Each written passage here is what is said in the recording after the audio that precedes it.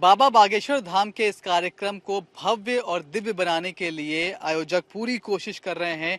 किस तरह का इंतजाम होगा, क्या कुछ खास तैयारियां होंगी, आयोजकों से ही बात कर लेते हैं। सर, क्या नाम है आपका और क्या खास इंतजाम? मेरा नाम जितेंद्र भाटी है। मैं कितनी ये जगह ली है आपने यहाँ पर और कितनी व्यवस्था की ये है? जमीन 250 बीघा है, हम्म, 4 लाख स्क्वायर फीट टेंट है। हम्म, बाकी टेंट के अंदर कूलर की व्यवस्था है, पंखे हैं। जो हाँ, जो श्रद्धालु आएंगे उनके खाने के लिए भंडारे की व्यवस्था है, जो रहने की व्यवस्था है उन भक्तों के लिए हम्म। सारी चीज़ें प्रॉपर, मतलब महाराज जी के लिए फूल, जो स्टेज सजाने के लिए फूल की व्यवस्था। हर रोज लगभग कितने श्रद्धालु पहुंचेंगे, कितना अनुमान आपका है और क्या क्या व्यवस्था है उनके लिए?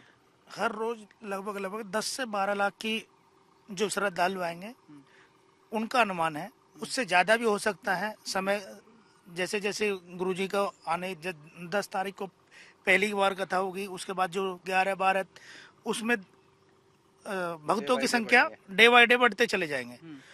उनको जो खाने की जो भंडारे चलेंगे, सुबह शाम दोनों टाइम भंडारे चलेगा।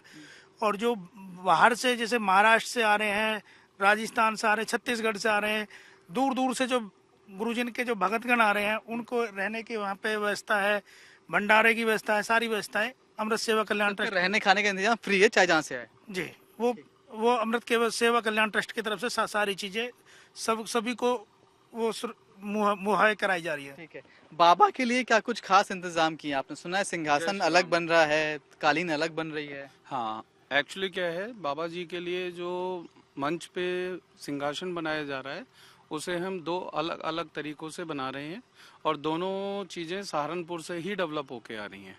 हम यहाँ लोकलाइट उसे नहीं बनवा रहे हैं, उसे हम सहारनपुर से बनवा के मंगवा रहे हैं।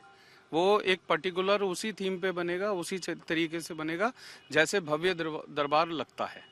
स्टेज कितने तरह का होगा, कितनी थीम का बना रहे हैं आप? स्टेज हमारा प्लानिंग है, स्टेज को हम 3 पार्ट में 3 थीम्स में डिवाइड करेंगे।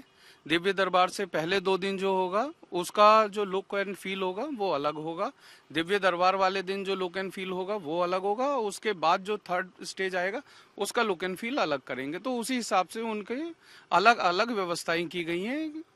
कालीन और फूल कहाँ से मंगवा रहे हैं? सर, कालीन के लिए हमारा एक जो वेंडर है जो कश्मीर से डिस्कशन में चल रहा है, हम उससे भी बात कर रहे हैं। और एक हमारा लोकल वेंडर दिल्ली एनसीआर वाला भी है, उससे भी डिस्कशन चल रहा है। अपार्ट फ्रॉम द कालीन, अगर हम फूलों की बात करें तो फूलों के लिए भी हमने 2-3 वेंडरों से डिस्कशन किया है। उसमें हम प्रायोरिटी पे रख रहे हैं जो हमारे मथुरा के वेंडर हैं, जो कृष्ण भगवान जी के पूरे भव्य दरबार को बनाते हैं मथुरा में, वृंदावन में। उनसे हमारा फाइनलाइजेशन में भी हो जाए और बाकी जो भी होगा वो अमृत कल्याण सेवा ट्रस्ट के उसमें हो रहा है। जैसे जो डिसीजन अमृत कल्याण सेवा ट्रस्ट लेगी उसके अकॉर्डिंग ये फाइनलाइजेशन हो जाएगा। पटना में जिस तरह से दरबार लगा, वहाँ थोड़ा सा क्योस हो गया गर्मी की वजह से। आप लोगों ने क्या उस बात का ख्याल रखा है कि गर्मी से किसी को कोई खास परेशानी ना हो? उसके लिए क्या इंतजाम है? हमारे यहाँ पे सारी व्यवस्थाएं हैं। चिकित्सा शिविर के लिए अलग हमने शिविर लगाए हुए हैं। यहाँ पे जो वहाँ पे जो गर्मी से जो दिक्कत हुई थी उस टाइम हुई थी, वहाँ पे कूलरों की व्यवस्था कम थी। यहाँ पे सारी चीजें कूलर हैं, पंखा है। यहाँ पे 100 मीटर की ये ग्रीन बेल्ट है, साइड से स्पेस हमारे पास बहुत अच्छा है। और हमने जो वहाँ पे टेंट शिविर थोड़ा छोटा था, यहाँ पे हमने टेंट शिविर को बहुत लंबा रखा है। लॉबी लंबी है हमारी और स्पेस सारी बोलिए।